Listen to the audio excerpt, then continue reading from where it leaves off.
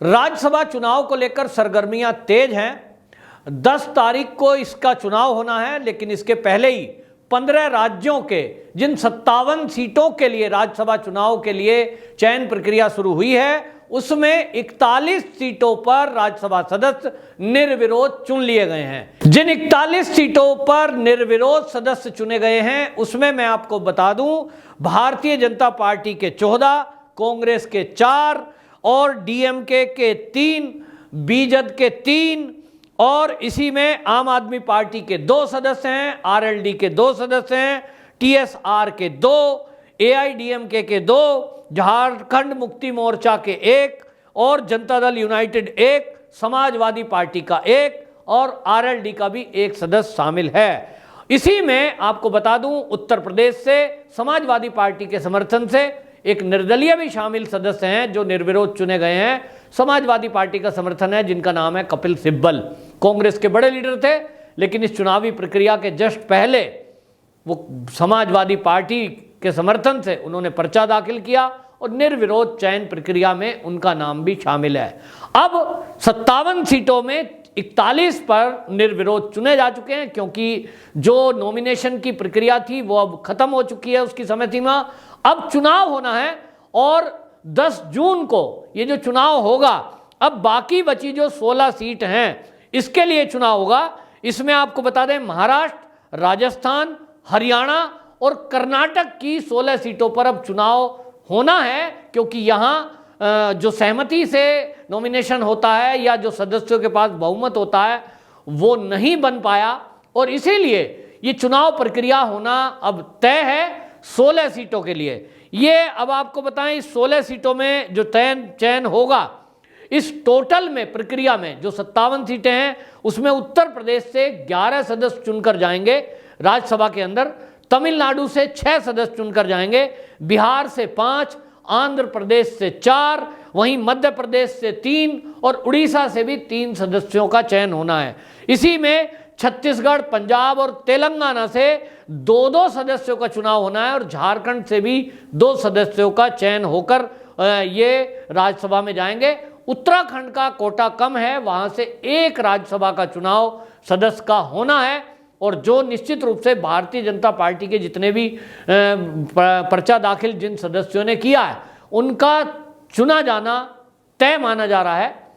Party पूरी तरह से आश्वस्त है, और इस तरह से मैं आपको बता दूं, भारतीय जनता पार्टी के 14 सदस्य अब राज्यसभा में ये पहुंचने तय माने जा रहे हैं। राज्यसभा में जो भारतीय जनता पार्टी को बहुमत चाहिए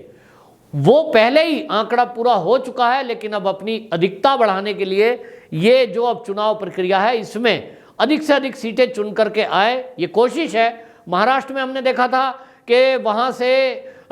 सीटें जो हैं वो उसके लिए आपस में शिवसेना और जो महाविकास अघाड़ी है वो सब चाहते थे कि भारतीय जनता पार्टी एक कैंडिडेट का उसमें नॉमिनेशन वापस ले ले, वहाँ से दबाव बनाने की कोशिश कर रहे थे। भारतीय जनता पार्टी को एक फॉर्मूला भी बताया गया कि आपको जो है विधानसभा की हम 1 सीट एक्स्ट्रा दे देंगे, आप इस 6 में से जो 7 सदस्य खड़े हैं मैदान में, इसमें से 1 टिकट वापस ले लें अपना, यानी जो 3 सदस्य के लिए आपने भी भरा है फार्म उसमें आप 1 का वापसी ले लें। लेकिन भारतीय जनता पार्टी ने स्पष्ट कर दिया कि हम अपने सदस्यों का नॉमिनेशन वापस करने वाले नहीं हैं, और इसी को लेकर वहाँ दिलचस्प मुकाबला है। इसी तरह हमने देखा कि कांग्रेस में इस चुनाव को लेकर के जिस तरह से आपसी फूट फुटअव्वल हुई है, लोग नाराज हैं, कार्यकर्ता नाराज हैं, उसमें हमने देखा कि जो इमरान प्रताप गढ़िया हैं, उत्तर प्रदेश का कांग्रेस का चेहरा है, उन्होंने नॉमिनेशन उनका कराया है महाराष्ट्र से। इसको लेकर के महाराष्ट्र में जो कांग्रेस के नेता हैं वो नाराज हुए, और कांग्रेस के प्रदेश के महासचिव ने तो इसको लेकर इस्तीफा भी दे गया देशमुख ने, और उन्होंने कहा कि हमारी ये बेइज्जती है कि हम यहाँ इंतज़ार कर रहे हैं कि कभी मौका आएगा राज्यसभा में जाने का तो पुराने कार्यकर्ताओं में से किसी को भेजा जाएगा, लेकिन कांग्रेस आला कमान ने ऐसा नहीं किया, और ऐसा नहीं करके पुराने कार्यकर्ताओं का अपमान किया है। इस सब को लेकर के जहां एक तरफ देश में बाकी पार्टियां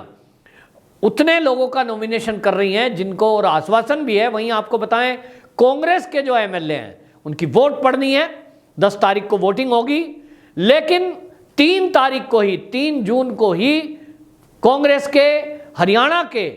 और राजस्थान के एमएलए को होटलों में शिफ्ट कर दिया गया। यह दिखाता है कि जब जब कांग्रेस के अंदर कहीं आपसी फूट की बात आती है, नाराजगी कार्यकर्ताओं की सामने आती है, तो कांग्रेस अपने ही कार्यकर्ताओं पे, अपने ही विधायकों और सांसदों पे शक करने लगती है। उनके ऊपर यकीन नहीं है, कहीं बिक ना जाएं, कहीं चले ना जाएं। और ये क्यों है? ये इसलिए है कि पार्टी का जो आला कमान है, आला कमान माने एक ही है, गांधी परिवार, उनका जो निर्णय लेने की क्षमता है वो उस तरह की नहीं है जिस तरह से बोल्ड डिसीजन लिया जाता है या उनके कहने में लोग चलते हैं। और कांग्रेस में हमने ये भी देखा कि G23 के जो लीडर हैं वो सारे के सारे सीनियर मोस्ट लीडर हैं और वो केवल अध्यक्ष पद के चुनाव के लिए बात कर रहे थे, लेकिन जिस तरह से उनको दरकिनार किया गया राज्यसभा की नॉमिनेशन की सीटों में, जहां एक तरफ आप देख रहे हैं कि कांग्रेस की तरफ से 4 ऐसे सदस्यों के नाम सामने आए हैं, उसमें G23 का एक भी लीडर नहीं है। और ये बता रहा है कि कांग्रेस का जो गांधी परिवार है उसने तय किया कि जो उनके विरुद्ध आवाज उठाएगा, उनकी अध्यक्षता या उनके नेतृत्व पर सवाल उठाएगा, उसको वो दरकिनार कर देंगे, पार्टी चाहे कितना भी गड्ढे में क्यों ना जाए। और ये भी है, जो राजनीतिक पंडित हैं वो बताते हैं कि कांग्रेस में जिस तरह से ये चल रहा है,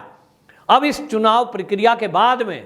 निश्चित रूप से ये नई चीजें देखने को मिल सकती हैं। और अभी आपने देखा ही है, पंजाब के अंदर बहुत सारे कांग्रेस के कार्यकर्ता भारतीय जनता पार्टी ये ज्वाइन कर चुके हैं। आगे जैसे जैसे टाइम बढ़ेगा, लोकसभा चुनाव का समय पास आता जाएगा, आप देखेंगे सबसे ज्यादा अगर किसी पार्टी में फूट होगी वो होगी कांग्रेस। और इस कांग्रेस में अब ये फूट की शुरुआत हो चुकी है, क्योंकि जिन लोगों को थोड़ी बहुत राजनीति की समझ है उनको ये समझ आ चुका है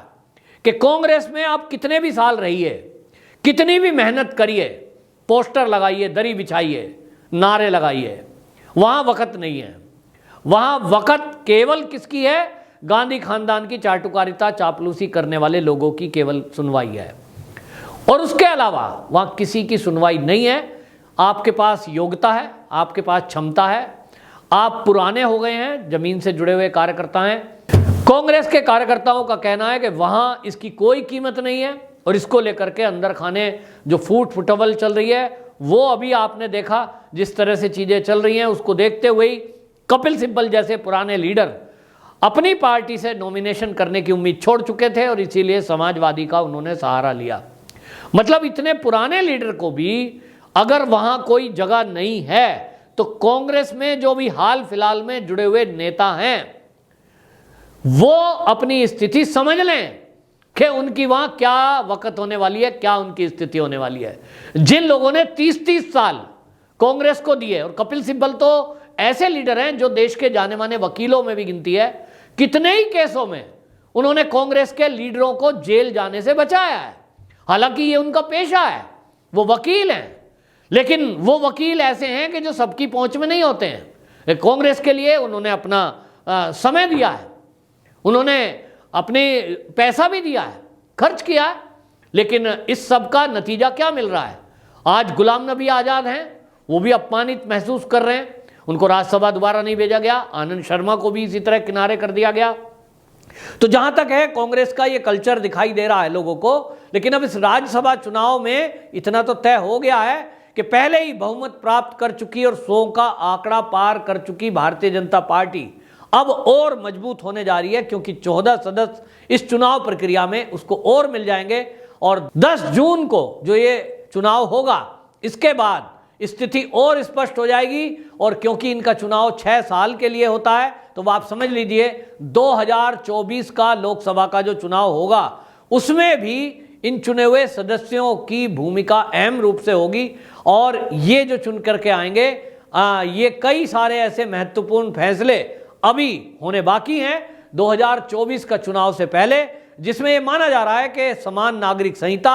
और जनसंख्या नियंत्रण कानून, ये 2 ऐसे बिल हैं जो प्रस्तावित हैं, लंबित हैं, और देश की आवाज है कि इस पर कोई ना कोई कानून बनाया जाए और इनको कानून बना करके देश के अंदर लागू किया जाए। तो उसी में लोकसभा राज्यसभा दोनों सदनों से जब कोई कानून पास होता है तब उसका इम्प्लीमेंट होता है। और इसलिए भारतीय जनता पार्टी ने राज्यसभा की सीटों के लिए फोकस किया और उसको अब ये आश्वस्त है। इसीलिए निर्विरोध चुनाव में हमने देखा कि जो 41 सीटों पे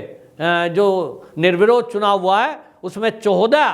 पर चुनाव चुनकर भारतीय जनता पार्टी के सदस्य आ चुके हैं। अभी और सदस्य जो आने हैं वो महाराष्ट्र से आएंगे, राजस्थान से आएंगे और हरियाणा कर्नाटक से भी ये संख्या बढ़ेगी। तो निश्चित रूप से भारतीय जनता पार्टी की ये संख्या में और बढ़ोतरी अभी होना बाकी है। अब देखना होगा, क्योंकि चुनाव है तो चुनाव के पहले रिजल्ट का कुछ नहीं कहा जा सकता। सभी दल अपने अपनी मजबूती का दावा करते हैं, सभी दल अपनी जीत का भी दावा करते हैं, लेकिन ये फैसला चुनाव के बाद ही होगा कि भारतीय जनता पार्टी की सीटों में कितनों और सदस्यों की बढ़ोतरी होगी। वंदे मातरम।